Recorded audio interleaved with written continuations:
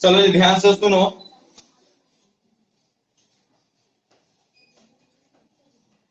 यानी 7 जनवरी को लगभग ना जी, पिछले संडे से पिछले संडे को ना, ये भी संडे है, इससे पहले वाले संडे को छोड़ करके उससे पहले वाले संडे को ना हम लोग रचना का टेस्ट लिए थे।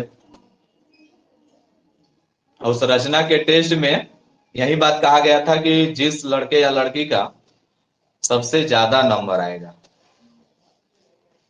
ठीक है, 35 नंबर का रचना था। और उस 35 नंबर के रचना में बोला गया था कि जिस लड़के या लड़की का सबसे ज्यादा नंबर आएगा उसको क्या किया जाएगा, इस बाजार का जो भी सबसे महंगा इंस्ट्रूमेंट बॉक्स होगा इनाम दिया जाएगा, ठीक है। तो उस रचना के परीक्षा में सबसे अच्छा रचना बनाई थी सोनम गुप्ता। 35 नंबर के रचना में उसका 35 नंबर आया था। उसका रचना बहुत ही अच्छा था। तो आज हम सोच रहे हैं कि उसको भाई जो उसका पुरस्कार है उसे आज दे दिया जाए। तो काफी लेट हो गया, लॉकडाउन के वजह से इतना डिले हो गया, नहीं तो डिले नहीं होता, हम अगले दिन ही दे देते इंस्ट्रूमेंट बॉक्स।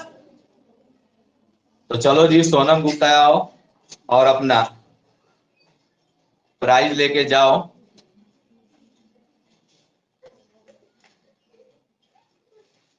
खूब खुश है ना? हाँ लो, एक ताली बजा दो भाई। नहीं तो लग रहा है लेके भाग जाएगी। चलो ठीक है, अब बताओ, रुक जाओ यहीं रुको। अपना नाम बताओ। नाम सोनम कुमारी है। अच्छा, पापा का नाम बताओ। असली गांव बताओ। सिलास की रहने वाली है ना? 10th क्लास में पढ़ रही है। इसी तरह से और भी परीक्षा में भाई तुम आगे बढ़ते रहो, ठीक है। अच्छा है, देख लेना वहां पर ले जा करके। अब इसके बारे में थोड़ा सा और जान लो कि अभी हम लोग जो पढ़ रहे हैं मानव नेत्र पढ़ रहे हैं। हम लोग के फिजिक्स में अभी जो चैप्टर चल रहा है, वो जो चैप्टर चल रहा है मानव नेत्र रंग बिरंगा संसार, उसमें हम लोगों ने पढ़ा, मानव नेत्र का हम लोगों ने गहन अध्ययन किया। इसके बाद में हम दोष पढ़े कि कौन कौन से दोष होते हैं।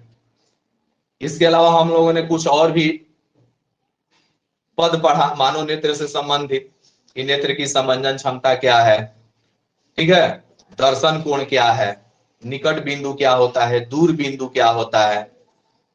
इसके अलावा हम लोगों ने वर्ण के भी बारे में पढ़ा था कि प्रकाश का वर्ण विक्षेपण क्या है, प्रिज्म क्या है। उसी में एक हम लोगों का टॉपिक आया था, वर्ण विक्षेपण का ही एक टॉपिक था कि एक प्रयोग द्वारा दर्शाएं कि प्रिज्म स्वयं रंग उत्पन्न नहीं करता है। ये भी हम लोग पढ़ लिए थे। एक अगला क्वेश्चन था कि न्यूटन के वर्ण चक्र द्वारा दर्शाएं कि श्वेत प्रकाश 7 रंगों का मिश्रण होता है। इस बात को, चूंकि न्यूटन का वर्ण चक्र इसलिए नाम दिया गया, इस वर्ण चक्र को न्यूटन ने क्या किया था, सबसे पहले बनाया था, ठीक है। उसे नहीं आ रहा है, इधर आ जाओ और आ जाओ सामने, पूरा जाओ और इधर आ जाओ, आ जाओ, ठीक है ना। तो हमारा ना इसका आना चाहिए, ठीक है। तो न्यूटन साहब ने बताया था अपने वर्ण चक्र के माध्यम से श्वेत प्रकाश 7 रंगों का मिश्रण होता है। हम लोग इसको फिगर द्वारा देखे भी, पढ़े भी। तो उसमें हमने कलर के द्वारा जो फिगर बना दिया, अब उससे या इसके दिमाग में कहीं सोच आया हो, जैसे भी प्रभावित होकर के इसके दिमाग में बात आ गया, ठीक है।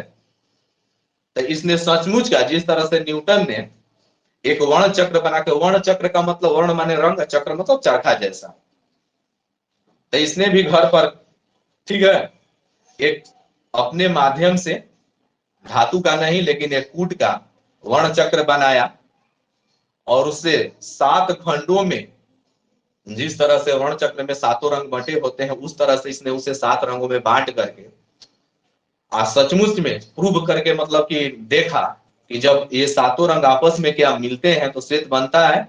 इसने पाया कि हाँ 7 रंग मिलकर के श्वेत प्रकाश के रूप में नजर आते हैं। तो इसने खुद का अपना एक वर्ण चक्र बनाया हुआ है। हम चाहते हैं कि आप लोगों को दिखा दिया जाए।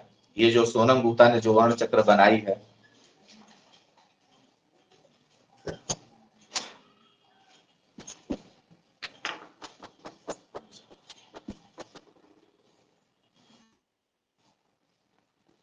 चलो देखिए, दिखाओ इस तरह से, देखो यही है, ठीक है। अच्छा, और ऊपर दिखाई दे रहा है ना, अब ध्यान दो, यही अभी रुक जाओ, अभी रुक जाओ, अभी बंद कर दो।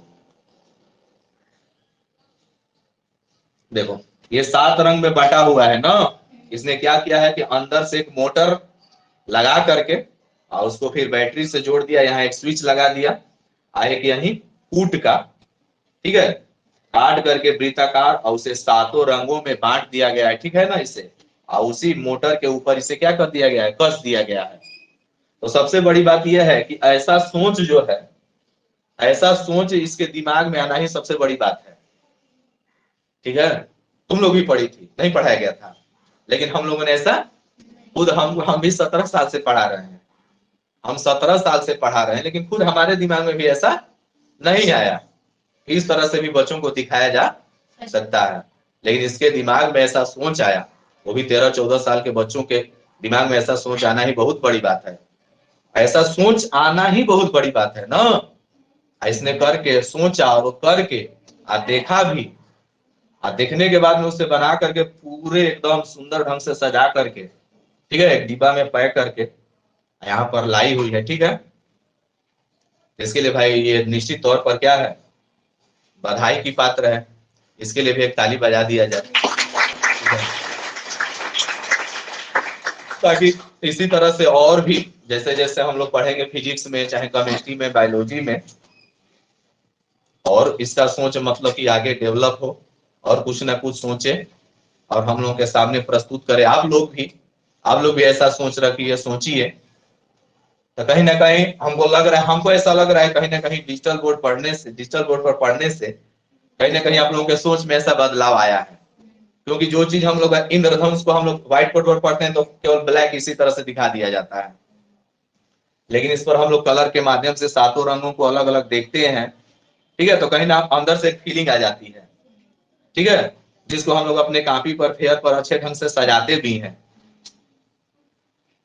तो इसके लिए भाई सोनम गुप्ता को बहुत बहुत बधाई हो, उसने ऐसा सोच अपने दिमाग में लाया। आगे और भी तुम सोचती रहो, एक बार चालू करके दिखा दो, देखना श्वेत रंग के रूप में नजर आएगा ना। और ऊपर करो, हल्का सा नजदीक ले जाओ, कैमरा के नजदीक ले जाओ, थोड़ा सा देख लीजिए, और ऊपर थोड़ा सा, बस, ठीक है।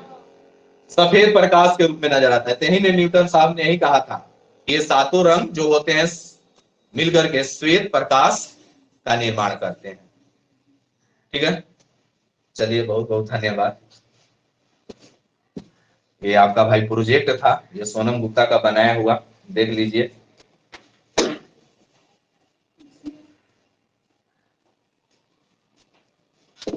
तो आप लोग भी ऐसा सोचिए, ऐसा कीजिए।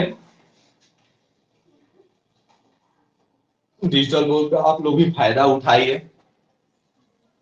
हम लोग पढ़ते भी हैं, एक बार हम लोग इसको स्मार्ट क्लास के माध्यम से देखते भी हैं, तो कहीं ना कहीं आप लोगों के अंदर जरूर सोच में बदलाव आएगा, ऐसा हमको लग रहा है। जैसे सोनम के अंदर आया, और भी लड़कों के और भी लड़कियों के अंदर आ सकता है। इसी तरह से आप लोग मन लगा के पढ़िए। Thank you.